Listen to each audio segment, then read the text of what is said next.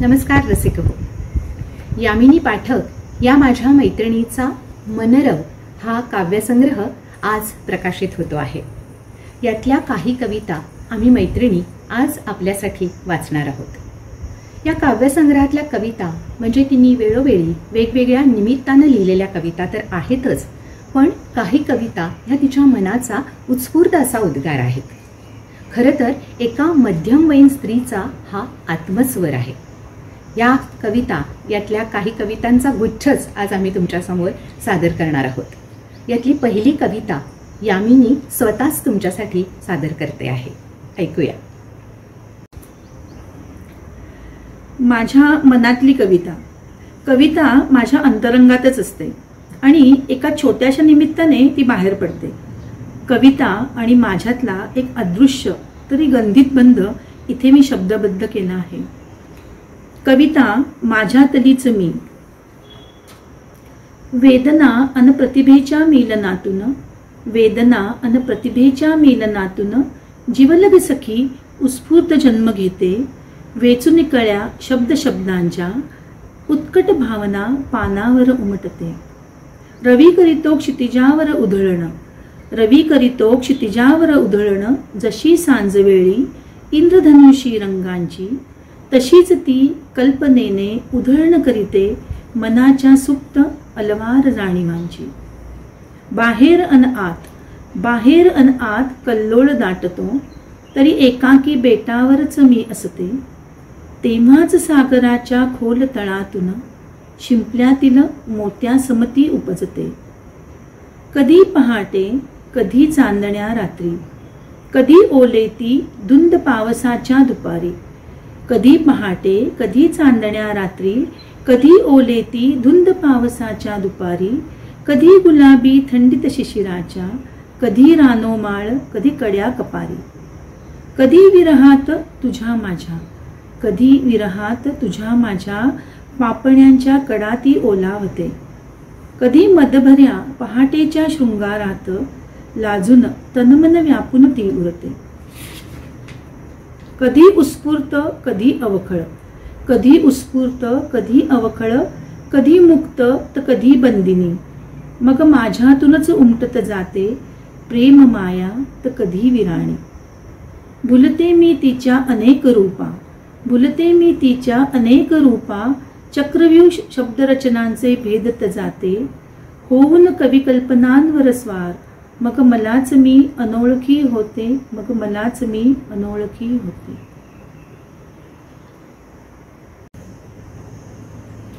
रसिक हो, आपण आयुष्यात घेतलेले काही अनुभव, काही आठवणी यांचा जो ठेवा आपल्याकडे असतो ना, तो आयुष्याच्या एका टप्प्यावर असं वाटायला लागतं की हा पुरून उरतोय, कधी कधी पुरून उरतोय.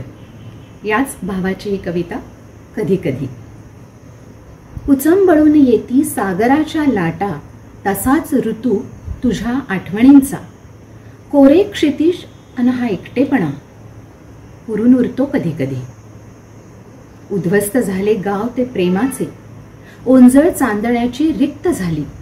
एकटाच चंद्र आणि तो चंद्रगंध पुरून उरतो कधी कधी. खोल अंतरंगातून तरंग उठती, सुनी तिनी सांज तो उदास रवी. आर्त सांजदाह तुझ्या विरहाचा पुरून उरतो कधी कधी. कणाकणानं वाटे भावना संपते, कणाकणानं ताटातूट होते जरी. तुझ्यातली मी आणि माझ्यातला तू पुरून उरतो कधी कधी. संपून रात्रीस कोवळी पहाट येते, उबदार उन्हाचे मौन कवडसे. त्या तेजासंगे तुझी आठवण जीवन व्यापून उरते कधी कधी. कोरे क्षितिज अन हा एकटेपणा पुरून उरतो कधी कधी, पुरून. समाजात घरी वावरताना प्रत्येकाचा मुखवटा वेगळा. कधी प्रेमळ, कधी रागीट, कधी फसवा, तर कल्पनेपेक्षा कधीतरी अगदी वेगळा. प्रत्येकाला आपण ओळखू शकत नाही हे खरं. अशाच अर्थाची कविता आपण ऐकणार आहोत. मुखवटा. जलधी निळा शांत तटस्थ, जलधी निळा शांत तटस्थ. लाटांवर आरूढ चैतन्य होते. स्तब्ध सावळा कालिंदीचा डोह, स्तब्ध सावळा कालिंदीचा डोह. तळाशी सर्प विखारी प्रबळ होते. जपावी नाती इथली ती कशी, चेहऱ्यावर गोंडस मुखवटे होते. शब्द जिव्हारी जरी लागले किती, शब्द जिव्हारी जरी लागले किती, तरी वहीत जपले पिंपळ पान होते. चोचले विकारी स्वार्थी इथले, चोचले विखारी स्वार्थी इथले, देवासही त्या गृहीत धरले होते. कशी करावी मुक्ततेची आशा, कशी करावी मुक्ततेची आशा, ते अनंत अवकाशही बद्ध होते. मखमली फुलांची पाय घडी जरी, मखमली फुलांची पाय घडी जरी, पायात खोल रुतले काटे होते. सांभाळावे कसे मृदू मैत्र जीवाचे, सांभाळावे कसे मृदू मैत्र जीवाचे, मनापेक्षा प्राधान्य ते कायेस होते, मनापेक्षा प्राधान्य ते कायेस होते. होळी रंगांची, जणू रंग अंगी झिरपणारे आणि त्यात निसर्गाच्या प्रेमाचे रंग असल्यावर शब्द वाहतात या कवितेच्या रूपात. होळी. वदली अवनी अंबराला, देशील का सांग सख्या, रंग अनोखे सुंदर ते, शृंगार मज करावयाला. अंबराने अतिप्रेमाने प्रियतमा धरेकडे पाहिले, उधळण करुनी रंगरंगांची, रूप मोहक तिचे खुलवले. गुलमोहराची मेंदी हातावर, हळद बहाव्याची अंगी ओली, नीलकमळ कर्णफुले कानी, गिरीवनांचे गोंधण ल्याले. कुंकू तेजस्वी सूर्याचे भाळी, सूर्यकिरणांची लाली गाली. माळुनी वेणी सुंदर इंद्रधनूची, संध्येचे काजळ नैनी घाली. हिरव्या पानांचा नेसली शालू, किनार शोभे सागर निळी. पल्लवी नक्षीदार वेलींची बुट्टी, खुलते अंगी फुलांची चोळी. झऱ्यासम मंजुळ गोड नाद, कंकणते हाती किणकिणटी. नादावलेल्या त्या समीराचे पायी पैंजण बगरून झुंजते. शुभ्र चांदण्यात नाहू निघाली, मोतिया चंद्राचे पदक गळा. वक्षावरती शोभती ती नक्षत्र, त्याच चांदण्यांच्या लक्षमाळा. सजुनी वसुंधरा खेळते होळी, नजर ठरेन्या त्या अंबराची. नवचैतन्य हिरवे असे फुलते, चाहुल वसंतातील सृजनाची, चाहुल वसंतातील सृजनाची. एक कप कॉफीचा, तिच्यातला आणि त्याच्यातला. या कपाबरोबर काय काय वादळ उठतंय बघूया. कॉफी. कधीतरी असेच आपण भटकायला निघतो, दोघं आपल्याच नादात, निरुद्देश आणि आनंदात, हातात हात गुंफून. कुठल्या तरी आडवाटेला सूर्य डोंगराआड जात असताना एकमेकांमध्ये पूर्ण गुंतलेलो, भान विसरून. मग तू म्हणतोस की कॉफी घेऊया का? मी हो म्हणते. एक छोटी टपरी जणू आपलीच वाट पाहत कडेला उभी असते. टेबलावर 2 वाफाळत्या कॉफीचे भरलेले मग आणि आपण दोघे. कॉफीच्या वासात तुझाही गंध मिसळतो. मी एकटक तुझ्याकडे बघत तुला नजरेत आणि हृदयात साठवत असते. कॉफीच्या प्रत्येक घुटाबरोबर मी तुलाही नजरेने पीत असते. आणि एकदम मला तुझ्या मिठीत शिरावं असं वाटतं. न बोलताही कळत असतं तुझ्या मनातलं खूप काहीतरी झिरपत जात असतं आत आत. तुझं माझ्याबरोबर असणं मला शांत आणि आश्वस्त करत असतं. पण तू मात्र अगदी अलिप्त वाटतोस. असं वाटतं तुझं माझ्याकडे काही लक्षच नाहीये. तू सूर्यास्ताचे फोटो काढण्यात मग्न होतोस, मला थोडं दुखावल्यासारखंच वाटतं. तरी पण तुझ्याबरोबर कॉफी घेण्याचं आकर्षण मला ती नाराजी दाखवू देत नाही. आता कॉफी संपून टेबलावर कपाखाली 2 कड्या उमटलेल्या, एकमेकात गुंतलेल्या. अचानक तू मोबाईलला समोर धरतोस, तू काढलेला माझा सुंदर फोटो दाखवतोस. मी चकित होते. मागे अस्ताला जाणारा सूर्य आणि माझी कॉफीचा मग हातात धरलेली छबी. तसे तू नेहमीच छान फोटो काढतोस आणि नेमके क्षण पकडतोस. तू माझ्याही नकळत कॅमेऱ्यात टिपलेलं असतं माझ्या डोळ्यातलं फक्त तुझ्यासाठीचं प्रेम. आणि तुझ्याही डोळ्यात मी पाहते माझ्यासाठीचं अमर्याद प्रेम. आणि मग मीही सुखावते. की तुझ्या मनातही फक्त मीच आहे म्हणून.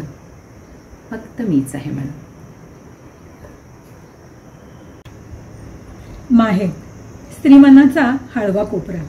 कितीही वर्ष झाली तरी माहेरची ओढ काही कमी होत नाही. कवयित्रीने कवितेत रेखाटलेले माहेरचे चित्रण तिच्या मनाची हळवेपणाची साक्ष देते. नकळत आपणही गुंतून जातो. चला तर ऐकूयात माहेर.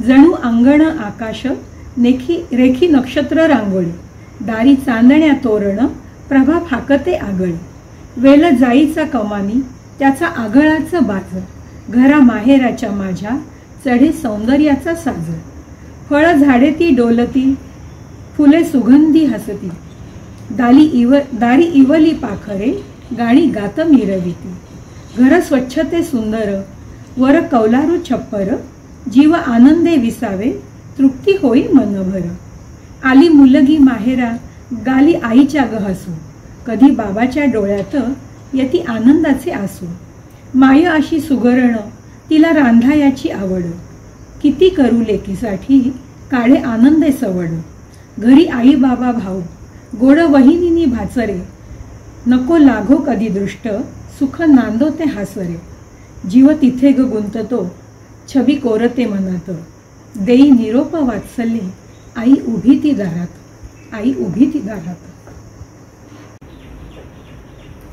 स्त्री आणि पुरुष यांचं नातं कसं असावं? मैत्रीचं की फक्त प्रणयापुरतं? प्रत्येकाची कल्पना वेगळी.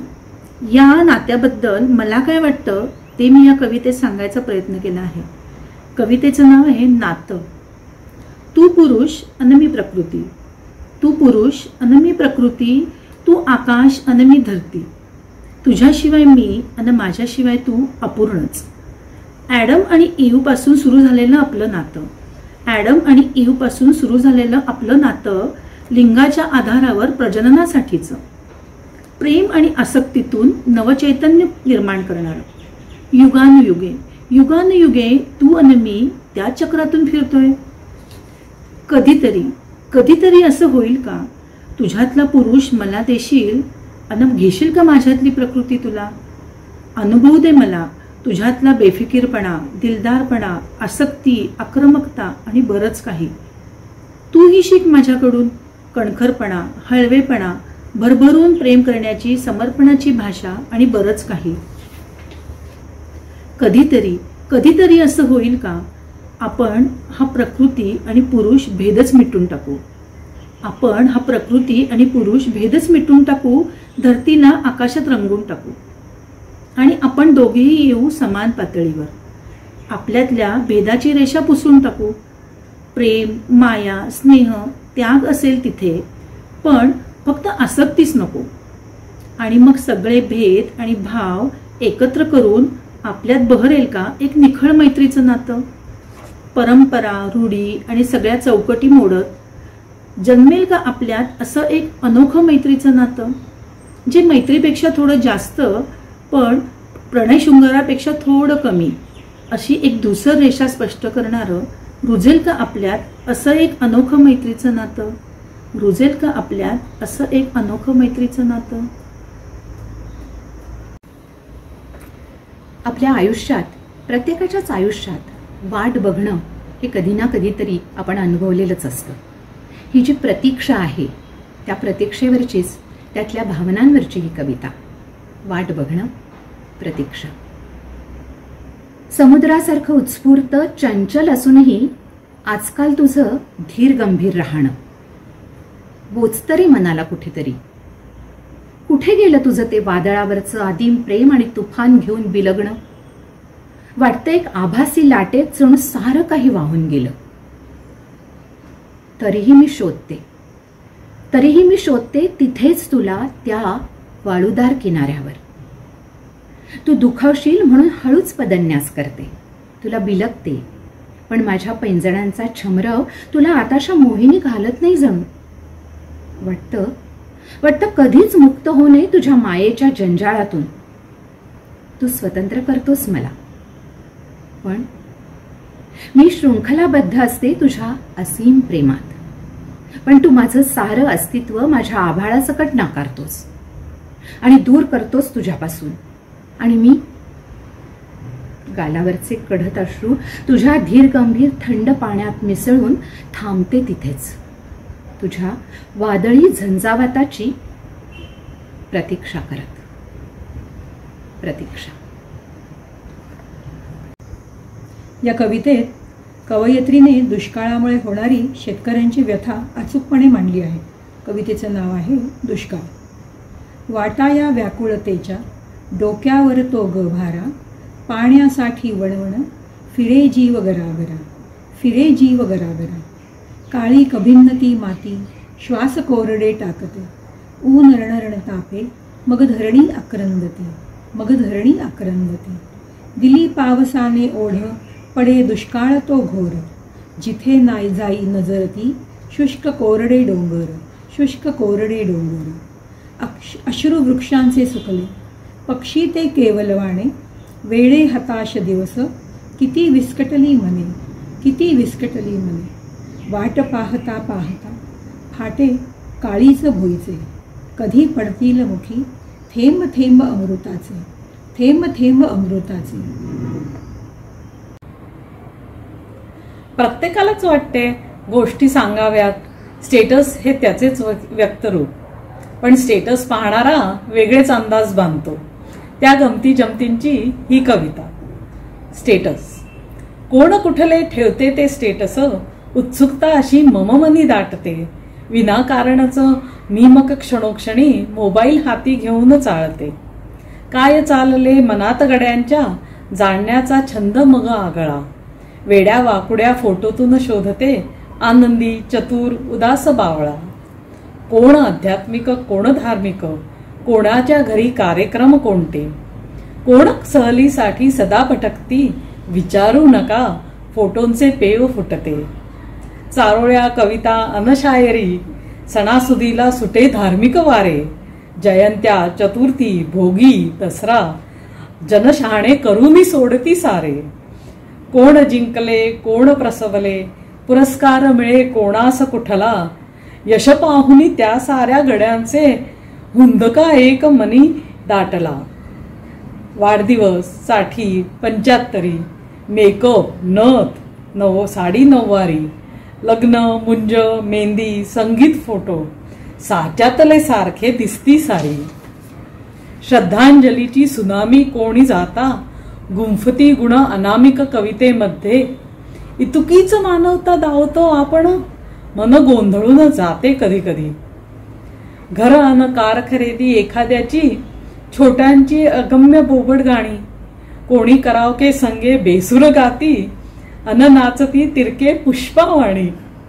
वडापाव मिसळ दाबेली टम्म खाऊन, ढेकर देतानाचे कोणी फोटो टाकती. सुगरण सुगरण म्हणून घेण्या कोणी, अगम्य पाककृतींचे प्रदर्शन मांडती. बाबा योग गुरुसही योगात हरविती, कोणी बोजड बोधामृत पाजती. दिखाव्यासाठी प्रेमाचे व्हिडिओ उगा सगळ्यांच्या माथी मारती. या छंदापायी माझे जीणे दुष्वर, अंदाज करूनी मी उगा थकते. संपते बॅटरी रात्रंदिन फुका जाती. मग मम माथ्याचे ते खोबरे होते, माथ्याचे ते खोबरे होते. स्त्री खरंच स्वतंत्र आहे. काही निर्णय काही रूढी नाकारण्याचे स्वातंत्र्य कुठं आहे तिला. जगात समाजात वावरताना रूपापेक्षा गुणांना कधी महत्त्व दिलं जाईल. कधी बदलतील ह्या जाणीवा. कधी होईल तिच्यासाठी तिने घेतलेल्या निर्णयाचे स्वागत. असे अनेक प्रश्न निर्माण करणारी कविता आपण ऐकणार आहोत. नकार. तिच्या चकचकीत न्हाणी घरातल्या आरशामध्ये ती न्याहाळत असते तिच्या अनेक प्रतिमा, तिच्या शरीराचे भरीव कोन आणि वर्तुळ. थोडी सुखावत तिची नजर खालपासून वरपर्यंत फिरत जाते आणि चेहऱ्याकडे बघतानाच एक अस्वस्थ रेषा तिचं काळी चिरत मेंदूत विसावते. सावळ्या तेलकट चेहऱ्यावरची मुर्म आणि पुटकुळ्या तिच्या नजरेत भरतात. त्या मुर्मांनी निरनिराळी मल्म, गोरं होण्यासाठी वापरायची क्रीम्स, पॅक पावडरी यावर विजय मिळालेला असतो. आरशातील तिच्या प्रतिमा तिच्यावर चाल करून आल्यासारख्या वाटतात. ती रडते, ओरडते, रागा करते, पण आतल्या तिचं मन, तिचा आवाज, तिचे गुण कुठे महत्त्वाचे असतात. मुरमाळ आणि फोड लपवण्यासाठी ती भडक प्रसाधन करून बाहेर येते. कारण आज परत बघण्याचा, दाखवण्याचा निरुपयोगी कार्यक्रम. आईची कसं होणार हिचं अशी उपहासयुक्त वैतागलेली, निष्फळ काळजीने भरलेली नजर तिला आरपार दुखावून जाते. तिला खूप टाकाऊ आणि उग्र वाटायला लागतं. तिच्या मनात येतं, आईसुद्धा. खिडकीतून दिसणाऱ्या झाडावरची कावळीसुद्धा तिच्यापेक्षा स्वतंत्र असते. कारण लग्नाच्या बाजारात कावळीलाही नकाराचं स्वातंत्र्य असतं. पण हिचं काय? खरं तर तिलाही स्वतंत्र होऊन स्वतःसाठी निर्णय घ्यायचा असतो. स्वतःचं अस्तित्व शोधण्याचा, नकार देण्याचा. तिला नकार द्यायचा असतो रीती, पद्धतींना. लग्न या अपरिहार्यपणे लादलेल्या पोकळ तडजोडीला. तिला नकार द्यायचा असतो तिच्या नाकारला जाणारा.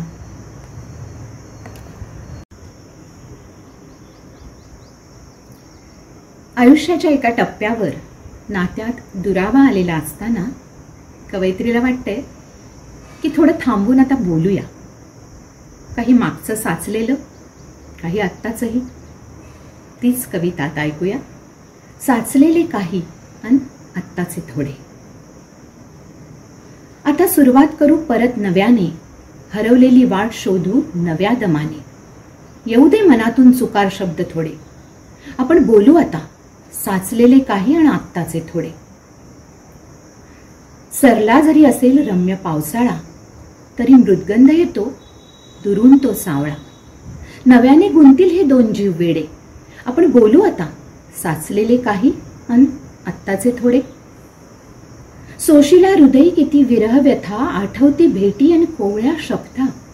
भावनेपेक्षा शब्द होते अधिक वेडे. आपण बोलू आता साचलेले काही आणि आत्ताचे थोडे. मी गेले तेव्हा सांज होती दाटली. मी गेले तेव्हा सांज होती दाटली. तू दूर तरी माया अंतरात साठली. कसे सुटावे आता हे भावनांचे कोडे. आपण बोलू आता साचलेले काही आणि आत्ताचे थोडे. तोच प्रश्न तुझा आणि तेच माझे उत्तर. तोच प्रश्न तुझा आणि तेच माझे उत्तर. जणू जुन्या कुपीतले नवे सुगंधी अत्तर. मनी जपलेले नाते सुगंधी करू थोडे. आपण बोलू आता साचलेले काही आणि आत्ताचे थोडे. नव्याने आजमावू मी तुला आणि तू मला. नव्याने आजमावू मी तुला आणि तू मला. उरी ऊन मिसळतय संध्येच्या छायेला, तरी तेच नवथर उमाळे फुटू दे वेडे. आपण बोलू आता साचलेले काही आणि आत्ताचे थोडे. हृदयात बहरेल हिरवी कंच डहाळी. हृदयात बहरेल हिरवी कंच डहाळी. माझाच गंध बहर लेवून उमलेल कळी. त्या गंधात तू गुंशील ना थोडे. आपण बोलू आता साचलेले काही आणि आत्ताचे थोडे. आपण बोलू आता. पाऊस म्हटला की अनेक भाव चमळून येतात. प्रत्येकाच्या टप्प्यातला पाऊस आणि आठवणी वेगळ्या. ही कविता त्या आठव क्षणांची. आठवातला पाऊस. एक पाऊस आठवातला. अल्लड, कोळा, रिमझिमणारा, खोट्या पैशाच्या तालावर नाचणारा. अंगणी साठलेल्या गढूळ पाण्यात कागदी होडीतून निरागस डोलणारा. एक पाऊस आठवातला. चमकत्या उन्हात थेंब थेंब जगणारा. इंद्रधनुला लोलकात शोधणारा. कोवळ्या शब्दांनी सजवून कविता, मनात स्वप्ने आणि आशा फुलविणारा. एक पाऊस आठवातला. तारुण्याची नव्हाळी ल्यालेला, रिमझिम श्रावणधारांनी बरसणारा. एका छत्रीतली अनोळखी प्रणय, हळवी गुपित मनात जपणारा. एक पाऊस आठवातला. समंजस, ओढाळ आणि बहरलेला. किती नवनवीन नात्यात बांधलेला. उल्हासी थेंबांचे लेऊन पायी पैंजण, मोरासम थुईथुई नाचणारा.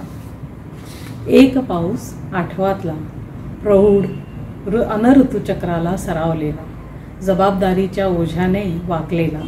स्वप्न, इच्छा, आशा गोठवून मनात समजोत्याने कर्तव्याला सामोरा जाणारा. एक पाऊस आठवातला, एकाकी, वैरागी आणि सुरकुतलेला, जीर्ण, उदास, मलूल आणि थकलेला, किनाऱ्यावरून सागरास त्या तोलून दूर पल्ल्याड नजर लावून बसलेला. एक पाऊस आठवातला. खरं तर प्रेम हे सर्वव्यापी, पण एकतर्फी प्रेम हे यातनामयच. आणि याच यातना मी माझ्या या कवितेतून शब्दबद्ध करण्याचा प्रयत्न केला आहे. कवितेचं नाव आहे असूनही माझ्यामध्ये. तुझ्या भेटीचा बकुळ गंध अजूनही श्वासात ताजा, नाहीस तू गंधाने वेडावला असूनही माझ्यामध्ये. बेभान कोसळतो वेडा तुझ्या आठवांचा पाऊस, कोरडाच राहिलास तू असूनही माझ्यामध्ये. पेटला होता सभोवती आतन बाहेर रानवणवा, कुठे धग लागली तुला असूनही माझ्यामध्ये. सुटले होते भान माझ्या जपलेल्या संयमी क्षणांचे, कुठे तू झालास बेभान असूनही माझ्यामध्ये. खुणावते रात्र चांदण्याची तो चंद्र एकटा मोहवतो, कुठे जिरपले चांदणे तुझ्यात असूनही माझ्यामध्ये. विरली स्वप्ने तुटली आशा भरकटले जीवन वादळात, तटस्थ किनाऱ्यावर तू उभा असूनही माझ्यामध्ये. अतृप्ती अशी छळते मना गाव उजाड उद्ध्वस्त मनाचे, तू तर निश्चिंत अनतृप्त असूनही माझ्यामध्ये असूनही माझ्यामध्ये. सध्या चाललेलं राजकारण, व्यवस्थेबद्दल अनादर, निसर्गाचे शोषण, महागाई याबद्दल केलेले आपण भाष्य ऐकणार आहोत. कलियुगात गुणवत्तेपेक्षा दिखावेपणाला आलेले महत्त्व, संधीसाधूपणा, शिक्षणाची दुरावस्था समाजाला विनाशाकडे घेऊन चालले. आता आपण अशीच एक ओवी कलियुगाची ही कविता ऐकणार आहोत. गुणवत्ता रयास गेली, जाहिरात फार झाली, मिमीचा डंका खाली वाजतसे फार. पक्षवारे माप संधी साधू, चर्चा करती वांझोटी, आश्वासने देती खोटी, दिशाभूल जनतेची. शिक्षणाची ऐशी तैशी पदव्या विकत घेती, पंडित म्हणून मिरविती कितीक ऐरे गैरे. रस्त्यांची ती दुर्दशा, पाठीचा मोडतो कणा, रस्त्यावरी थुंकणे बाणा तो जन्मसिद्ध हक्क. नद्या नाले ते भरती, वाळू नदीतून ओढती, मोठे डोंगर ते फोडती, बांधण्या इमारती. रस्त्याच्या दुतर्फा कचरा, पिशव्या, बाटल्या, झाडांच्या ओळी तोडल्या किती स्वार्थासाठी. डाळ तांदूळ तेल भाजी, महागाई ती अति, इंधन कडाळले किती, जगणे झाले कठीण. काय सांगू रे मानवा तुझीच अशी ही कहाणी, परी म्हणतात कोणी तरी बाळगा हो संयम. फसवा फसवी लुटालूट, एकमेका देऊन साथ, पुरघोडी अनमात प्रचिती देती कलियुगाची. पुरघोडी अनमात प्रचिती देती कलियुगाची. रसिक हो, आपल्या मनाची ही गंमत आहे ना. सगळं काही मिळालेलं असतं, हवे ते मिळालेलं असतं, हव्या त्या गोष्टी आपल्याकडे असतात, तरी पण आपलं वेडं मन जे आहे ना ते वेगळंच काहीतरी मागत असतं. हाच भाव पुढच्या कवितेत आहे, ऐकूया. मन वेडे. सारे काही पूर्ण आहे इथे जरी वाटते, तरी मन वेडे काही वेगळे का मागते. सारे काही पूर्ण आहे इथे जरी वाटते, तरी मन वेडे काही वेगळे का मागते. का तर सांज वेळही अन मन सुने सुने, मागते मग तुझेच ते गीत कुठले जुने. सारे काही पूर्ण आहे इथे जरी वाटते, तरी मन वेडे काही वेगळे का मागते. छेडीत असता खुशीने गझलती पुराणी, छेडीत असता खुशीने गझलती पुराणी, का उमटते मनात मग ती उदास विराणी. सरता ग्रीष्म वसंत इथे फुलता जरी, ओढाळ मन पुकारती पावसाच्या सरी. सारे काही पूर्ण आहे इथे जरी वाटते, तरी मन वेडे काही वेगळे का मागते. चांदणे विरते अन डोळ्यात पहाट उरते, चांदणे विरते आणि डोळ्यात पहाट उरते, तुझ्या आठवणीत कणकण रात्र सरते. सारे काही पूर्ण आहे इथे जरी वाटते, तरी मनवेडे काही वेगळे का मागते, वेगळे का मागते. राधाकृष्णाची ही कविता. राधेला कृष्णाचा विरह सोसवेना झालाय आणि तिला त्याच्या आठवणीबरोबरच त्याच्या बासरीचाही सूर तिच्या अंतरंगातून ऐकू येतोय. तर कवितेचं नाव आहे सूर मुरलीचा. हळवी तिनी सांज मागे सोडून गेला रवी मावळतीला, अन पेटवून काळजाचा दीप साद घालते मी तुला. ओलावती पापण्या आठवणीत तुझ्या पुन्हा पुन्हा, अंतरातून ऐकू येतो मज सुरमुरलीचा पुन्हा. ही युगायुगांची कातर वेळ, ही युगायुगांची कातर वेळ, अन एकटीच मी इथे. होई भास तुझा भोवती बघते मी जिथे जिथे. शोधते मी नव्याने तुझ्याच जपलेल्या त्या पाऊल खुणा, अंतरातून ऐकू येतो मज सुरमुरलीचा पुन्हा. काळ्या मेघातून गर्द निळे मोरपीस खुणावते कधी, काळ्या मेघातून गर्द निळे मोरपीस खुणावते कधी. अज्ञात चकव्यातून माया आर्त पुकारते कधी. डोळ्यात पाणी अन ओठांवर विरहाची वेदना, अंतरातून ऐकू येतो मज सुरमुरलीचा पुन्हा. नको कल्लोळ नात्यांचे अन नको सुखाचे सोहळे, नको कल्लोळ नात्यांचे अन नको सुखाचे सोहळे. नको एकांत अन नको ते भाव कुठले कोवळे. काळजाची हुरहुर परं विरह तुझा सोसवेना, अंतरातून ऐकू येतो मज सुरमुरलीचा पुन्हा. जुन्याच त्या पाऊल वाटा तरी भूल नव्याने पडते, जुन्याच त्या पाऊल वाटा तरी भूल नव्याने पडते. गोंदवून चांदणे अंगावर वाट तुझी मी बघते. येऊ दे पहाट प्रणयाची नव्याने, येऊ दे पहाट प्रणयाची नव्याने. जरी चंद्र तोच जुना, अंतरातून ऐकू येतो मज सुरमुरलीचा पुन्हा, मज सुरमुरलीचा पुन्हा.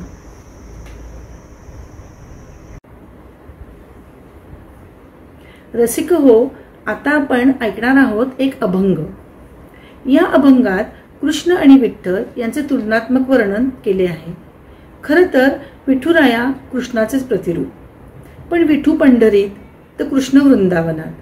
विठ्ठल टाळ मृदुंगात दंग तर कृष्ण कुंजवनी पावा वाजवण्यात दंग. एक भक्तीचा भुकेला तर एक प्रेमाचा प्रतीक. आणि रसिक हो, या अभंगात कृष्णाची विविध नावेही गुंफली आहेत. या मी लिहिलेल्या अभंगाला स्वरसाज आणि आवाज दिला आहे सौ निलिमा भालेराव यांनी. तर ऐकूयात. एक तो विठ्ठल दुसरा मोहन, जरी नाम भिन्न भाव एक, भाव एक.